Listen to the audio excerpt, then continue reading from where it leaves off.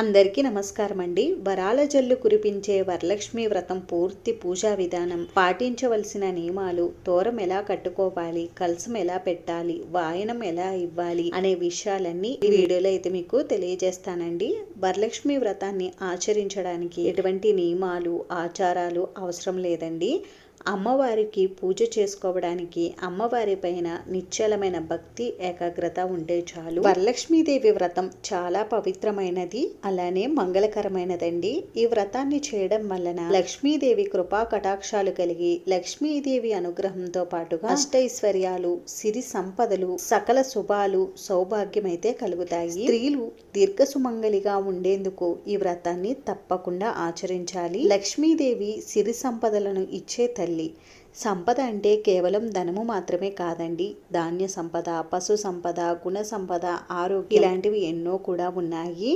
వర అంటే శ్రేష్టమైనది అని అర్థం. శ్రావణ మాసంలో వచ్చే పౌర్ణమికి ముందుగా వచ్చే శుక్రవారంనే వరలక్ష్మి వ్రతంగా ఆచరిస్తారు. అంతేకాకుండా శ్రావణ మాసంలో వచ్చే పౌర్ణమికి ముందుగా వచ్చే శుక్రవారం రోజునే వరలక్ష్మీదేవి అమ్మవారు జన్మించారు. వరలక్ష్మీదేవి వ్రతం ఈ రోజు చేసుకోవడం కుదరలేని వారు శ్రావణ మాసంలో వచ్చే శుక్రవారాల్లో ఈ వ్రతాన్ని ఆచరించుకోవచ్చు. ఈ శ్రావణ శుక్రవార వ్రతాన్ని ఆచరించడం వలన మనం చేసుకున్నటువంటి పాపాలన్నీ కూడా తొలగి లక్ష్మీ ప్రసన్నత కలుగుతుంది. ఈ వరలక్ష్మి వ్రతాన్ని ఎలా ఆచరించాలి అంటే, ఈరోజు సూర్యోదయానికంటే ముందుగానే నిద్ర లేచి ఇంటిని శుభ్రం చేసుకుని తలస్నానము చేసి పూజా మందిరాన్ని కూడా శుభ్రం చేసుకుని మనం అమ్మవారికి పూజను ఎక్కడైతే చేసుకోవాలి అని అనుకుంటామో అక్కడ పసుపుతో అలికి బియ్య పిండితో ముగ్గు పెట్టి పీఠం అయితే ఏర్పాటు చేసుకోవాలి. ఒక పీటకు పసుపు రాసి బియ్య పిండి కుంకుమతో బొట్లు పెట్టి ముగ్గులు పెట్టి ఈ పీట పైన ఏదైనా వస్త్రాన్ని పరిచి ఈ వస్త్రం పైన 3 గుప్పిళ్ల వరకు బియ్యాన్ని పోసి ఈ బియ్యం పైన కొద్దిగా పసుపు కుంకుమలను వంచి ఈ బియ్యం పైన మనం లక్ష్మీదేవి అమ్మవారి ఫోటోనైతే పెట్టుకోవాలి. ఇంకా మనం ఇప్పుడు ఏ పూజ చేసినా వ్రతం చేసినా తొలి పూజ అందుకునేది గణపతే కాబట్టి ముందుగా మనం పసుపు గణపతిని కూడా సిద్ధం చేసుకోవాలి. తర్వాత ఇప్పుడు కలశాన్ని కూడా ఏర్పాటు చేసుకోవాలి. ఒక రాగి లేదా ఇత్తడి పళ్ళాన్ని తీసుకుని 3 కానీ 5 కానీ గుప్పిళ్ళు బియ్యాన్ని పోసి బియ్యాన్ని సరి సమానంగా చేసి బియ్యంపై కొద్దిగా పసుపు కుంకుమలను ఉంచి ఇప్పుడు ఈ బియ్యం పైన ఒక ఇత్తడి లేదా రాగి చెంబుని తీసుకుని ఈ చెంబుకు కూడా పసుపు రాసి 5 చోట్ల గంధం కుంకుమ బొట్లు పెట్టి ఈ చెంబుని బియ్యం పైన పెట్టుకోవాలి. ఇప్పుడు ఈ చెంబుకి ఒక తెల్లని దారాన్ని తీసుకుని 5 కానీ 9 కానీ పోగులు పోసి ఆ దారానికి పసుపు రాసి ఒక తమలపాకుని కానీ పసుపు కొమ్ముని కానీ కట్టాలి.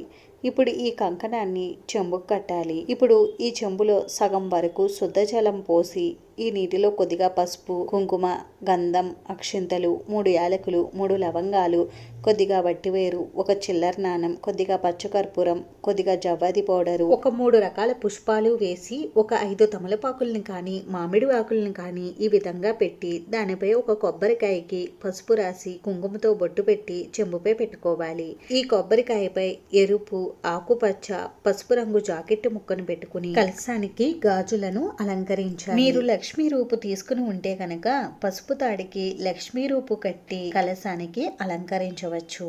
లేదు అంటే పసుపు తాడికి పసుపు కొమ్ము కట్టి కలశానికి అలంకరించవచ్చు. ఇంకా కలశాన్ని మీ దగ్గర ఉన్నటువంటి పువ్వులతోటి, పువ్వుల మాలలతోటి, వస్త్రమాలతోటి అందంగా అలంకరించుకోండి. ఈ విధంగా వ్రతానికి కలశాన్ని సిద్ధం చేసుకోవాలి. అలానే తోరాన్ని అమ్మవారికి సమర్పించే వాయనాన్ని కూడా సిద్ధం చేసుకోవాలి. తోరాన్ని ఏ విధంగా తయారు చేసుకోవాలి అని అంటే, ఒక తెల్లని దారాన్ని తీసుకుని 5 కానీ 9 కానీ దారపు పోచలు పోసుకుని దానికి పసుపు రాసి పువ్వులు ఆకులతో తోరాన్ని కట్టుకోవాలి. అది కూడా 9 ముడులు వేసి కట్టుకోవాలి.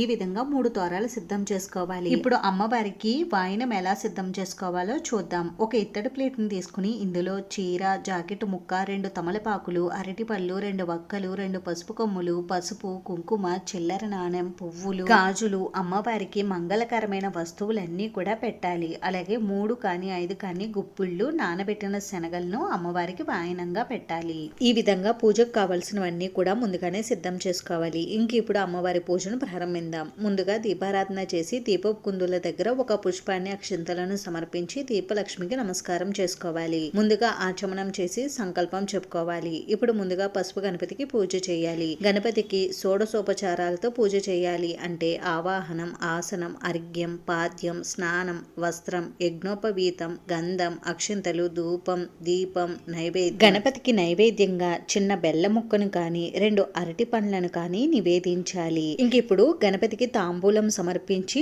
మంగళహారతిని ఇవ్వాలి.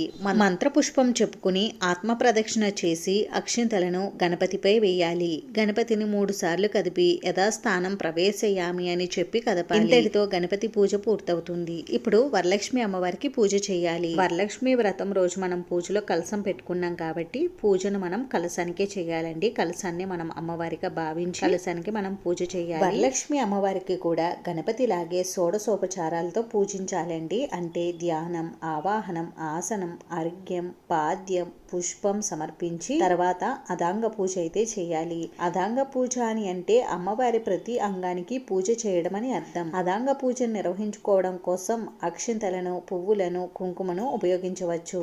తర్వాత అమ్మవారి అష్టోత్తర శతనామావళి చదువుకుంటూ అమ్మవారికి కుంకుమతో పూజ చేయాలి. అమ్మవారి స్తోత్రాలు, శ్లోకాలు అన్నీ కూడా చదువుకోవాలి. అమ్మవారి శ్లోకాలు కానీ స్తోత్రాలు కానీ చదవడం రాని వారు అమ్మవారిని ఓం శ్రీ వరలక్ష్మీ దేవియే నమః అని అనుకుంటూ అమ్మవారికి పూజ చేసుకోండి. ఈ రోజు ప్రతి ఒక్క స్త్రీ కూడా అమ్మవారికి తప్పకుండా కుంకుమార్చన అయితే నిర్వహించుకోవాలి. ఇప్పుడు అమ్మవారికి ధూపం, దీపం కూడా చూపించి నైవేద్యం అయితే సమర్పించాలి. ఈ రోజు మీరు అమ్మవారికి నివేదించడానికి ఏ నైవేద్యాలను తయారు చేస్తే వాటిని అమ్మవారికి సమర్పించండి. మీరు ఎన్ని నైవేద్యాలనైనా ఈరోజు అమ్మవారికి నివేదించవచ్చు. నైవేద్యాలు నివేదించలేని వారు పండ్లు, పాలనైనా అమ్మవారికి నివేదించవచ్చు. నైవేద్యాలంటే బూరెలు, గారెలు, పులిహోర, క్షీరాన్నం, దద్దోజనం ఇటువంటివన్నీ కూడా అమ్మవారికి ఈరోజు నైవేద్యంగా నివేదిస్తారండి.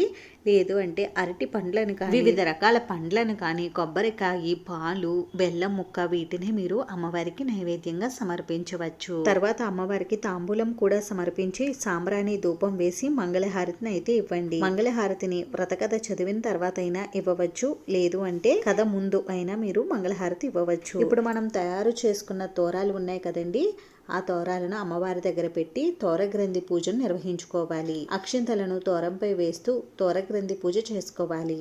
తోరగ్రంథి పూజ పూర్తయిన తర్వాత అమ్మవారి దగ్గర పెట్టిన ఒక తోరాన్ని తీసుకుని మన కుడి చేతికి ఈ మంత్రాన్ని చదువుతూ కట్టుకోవాలి. బద్నామి దక్షిణే హస్తే నవసూత్రం శుభప్రదం పుత్రపోత్రాభివృద్ధించ సౌభాగ్యం దేహిమే రమే అనే ఈ మంత్రాన్ని చదువుకుంటూ మన కుడి చేతికి తోరాన్ని కట్టుకోవాలి. ఇప్పుడు కొద్దిగా అక్షింతలను తీసుకుని వరలక్ష్మి వ్రత కథను చదువుకోవాలి. కథను పూర్తిగా చదివిన తర్వాత అక్షింతలను కళ్ళకు అద్దుకుని కొన్ని అక్షింతలను అమ్మవారి పాదాల దగ్గర వేసి మిగిలిన అక్షింతలను మన శిరసు పైన వేసుకోవాలి. ఇప్పుడు మంగళహారతి ఇచ్చి మీకు మంగళహారతి పాటలు ఏమైనా వస్తే ఆ పాటలు పాడుకుంటూ అమ్మవారికి హారతి ఇవ్వండి. ఆత్మ ప్రదక్షిణ చేసి మంత్ర పుష్పం చెప్పుకుని అమ్మవారి పాదాల దగ్గర అక్షంతలను, పుష్పాలను సమర్పించి నమస్కారం చేసుకోవాలి. ఈ విధంగా చేసుకుంటే వరలక్ష్మి వ్రతం పూర్తవుతుంది.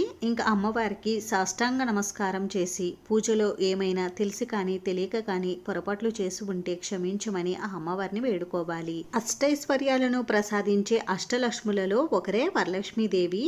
అమ్మవారిని భక్తి శ్రద్ధలతో పూజించిన వారికి కొంగు బంగారమే వరాలను ఇచ్చే మహాలక్ష్మి శ్రీ వరలక్ష్మీదేవి. ఈ విషయాన్ని స్వయంగా శివుడు పార్వతీదేవికి చెప్పినట్లుగా స్కాంద పురాణంలో అయితే ఉంది. కాబట్టి ప్రతి ఒక్కరూ కూడా వరలక్ష్మి వ్రతాన్ని ఆచరించి ఆ అమ్మవారి అనుగ్రహాన్ని పొంది అష్టైశ్వర్యాలతోటి సకల సంపదలతోటి తులతూగాలని మనస్ఫూర్తిగా కోరుకుంటూ ఈ వీడియోని ఇక్కడితో అయితే ఎండ్ చేస్తున్నానండి. ఈ వీడియో మీకు నచ్చితే ప్లీజ్ లైక్ చేసి, షేర్ చేసి, సబ్స్క్రైబ్ చేసుకోండి.